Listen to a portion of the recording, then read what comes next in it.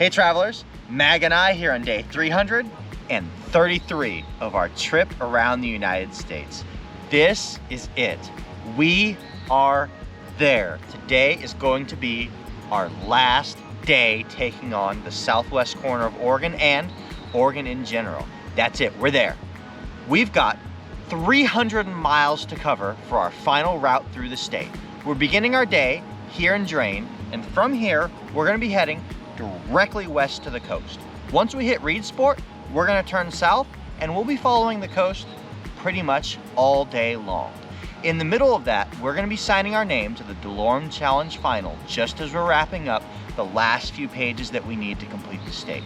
And we only have 2 counties left to go right there along the coast, so this is gonna be a pretty easy day to put the checks in the boxes and say this state is complete. I know following that southwest corner of the coast of Oregon is going to offer us a lot of beautiful sights out over the Pacific Ocean, and we've got several virtuals and earth caches that I think will help to augment that perfectly.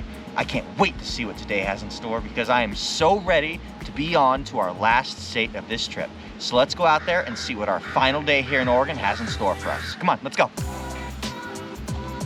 We begin our final day here in Oregon in the city of Drain with a population of about 1,100 people. Established in 1872, Drain began as the starting point for the Drain-Coos Bay Stage line. Speaking of drains, we find ourselves here at this ground zero, circling a drain, and wouldn't you know it, it is actually the hiding place for a geocache. How appropriate is that? With the whole day still ahead of us, we decide to pursue a few geocaches hidden here in this urban environment. I don't know about you, but I always get a little burst of excitement when I find a full-size container hidden in a place where most people might think to hide a micro. It would appear that this ammo can has become an ecosystem unto itself, so we were very careful to pull it out of hiding without destroying any of the eggs nesting on top. I think we can track down just one more before we get on our way to the coast, and what better than a little free library. This one is actually pretty clever, hiding right there in plain sight.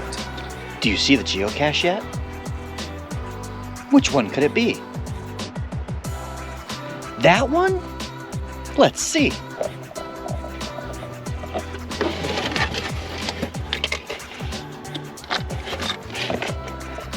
Está muy bien, you're right. That's the geocache. Just shy of reaching the coast, we come into the city of Reedsport with a population of about 4,300 people. Situated on the estuary of the Umpqua River, this city is named for the man who founded it in 1912, Alfred W. Reed. Prior to the official establishment of the city, though, Reedsport had already been a camp for railroad construction workers during the building of the Southern Pacific Railroad lines extending south all the way to Coos Bay. Like many other small towns that we've been through in this region, the early development of Reedsport was based heavily on the timber industry. The last of those timber ties were cut before the 2000s though, and now Reedsport relies heavily on tourism. And leading the list of things bringing tourists into Reedsport is the fantastic fishing available in the area. With convenient access both to the Umpqua River and the Pacific Ocean, there are plenty of angling opportunities to be had. Those casting a line into these waters might just be lucky enough to pull up some coho salmon, chinook salmon, pink fin perch, or one of many smallmouth bass. I really got a kick out of how the city used the murals along this wall to pull double duty. They managed to hint at the history of the town while also encouraging travelers to drop a line in the water. Following the stages of the Adventure Lab Art of Reedsport to the north edge of the city, we stumble upon the Umpqua Discovery Center. With the local economy beginning to take a sharp nosedive as the timber industry in the region collapsed, city officials got together and decided something had to be done before it was too late. Gazing out over the undeniably beautiful sight of the Umpqua River, it could not have taken too long at all before the light bulb went off. Thus, the great idea for the Umpqua Discovery Center came about, which was created to provide users and visitors with education about the natural and cultural history of the lower Umpqua area.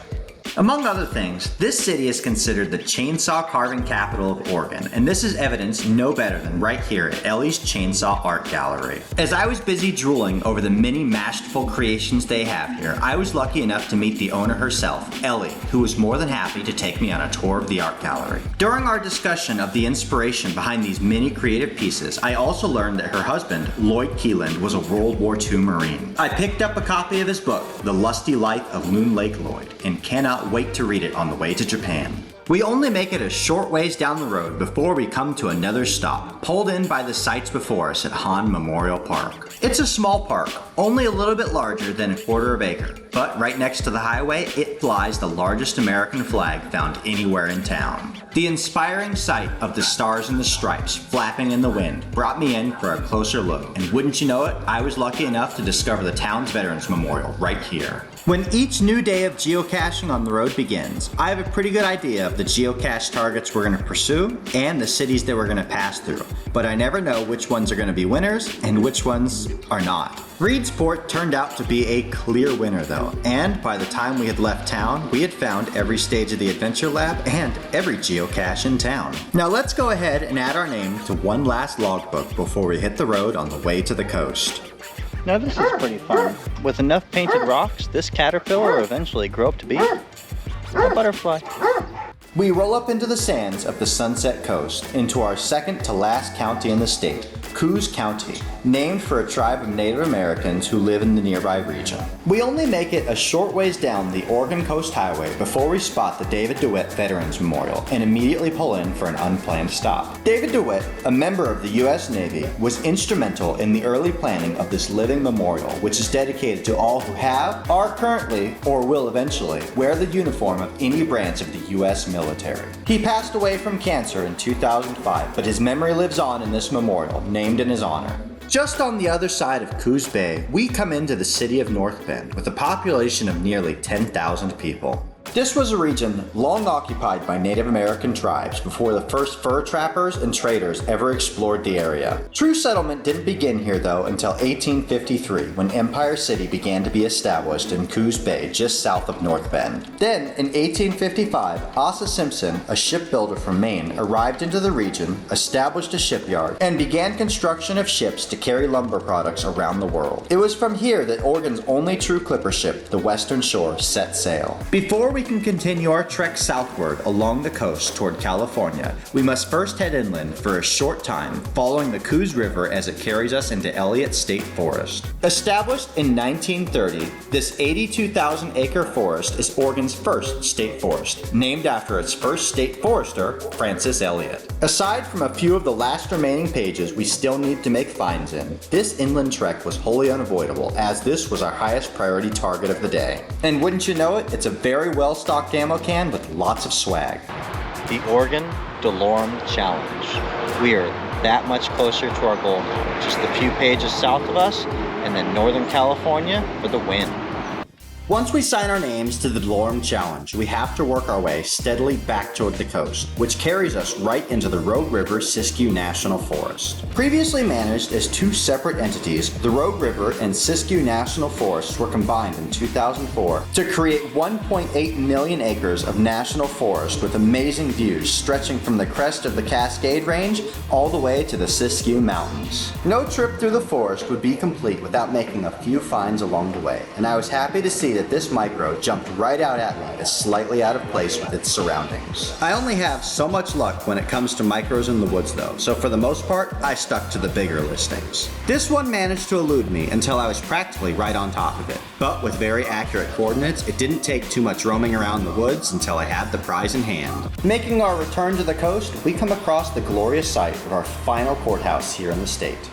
And this is it, Curry County. Our very last county in the state of Oregon.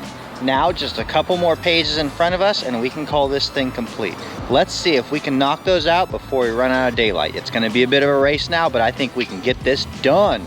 The Curry County Courthouse stands proudly here in Gold Beach as the county seat with a population of about 2,200 people. First named Ellensburg in 1853, it was later renamed to Gold Beach in 1890 with the discovery of gold at the mouth of the Rogue River. On the south side of the city, looking out over the Pacific Ocean, we pay our respects at the Curry County Veterans Memorial.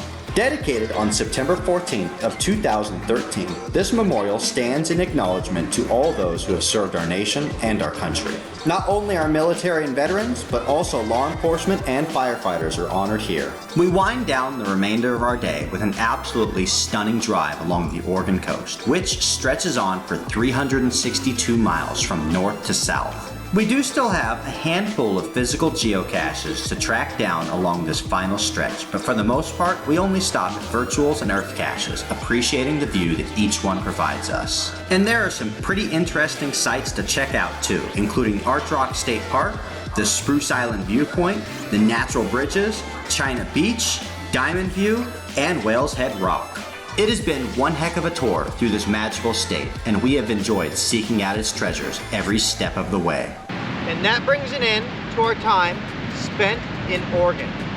We have had quite an amazing time in the state, spread out with trips in from Idaho, Washington, and getting to spend time with Truax Outdoors in the Portland area, hiking out to Multnomah Falls, all those great waterfalls, heading out to the coast and getting to go after some clams and some crabs, and then coming back again after finishing off Washington and getting to explore the western half of the state, finishing off here on the coast. Today began with us circling the drain. We knew that we were going to be coming into the coast, and I was very excited to be able to have all of these scenic views all day long to work with. We did have to go inland for a little bit, crossing over the mountains and the forests, because it happens everywhere we go. But for the most part, Aichan and I have had this all day long to greet us, and I couldn't be more grateful for it. I hope you guys have enjoyed this tour of Oregon, and I hope you are as excited as I am for us to take on the grand finale of Northern California. Like this video, subscribe, stay tuned for updates, and we'll see you out on the trails.